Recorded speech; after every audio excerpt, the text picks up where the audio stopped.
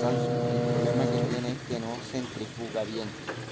En el momento de centrifugar solo golpea a los lados porque no, solo está girando el plato o la propela. Aquí nos podemos dar cuenta que el motor drive jala bien. Y el problema es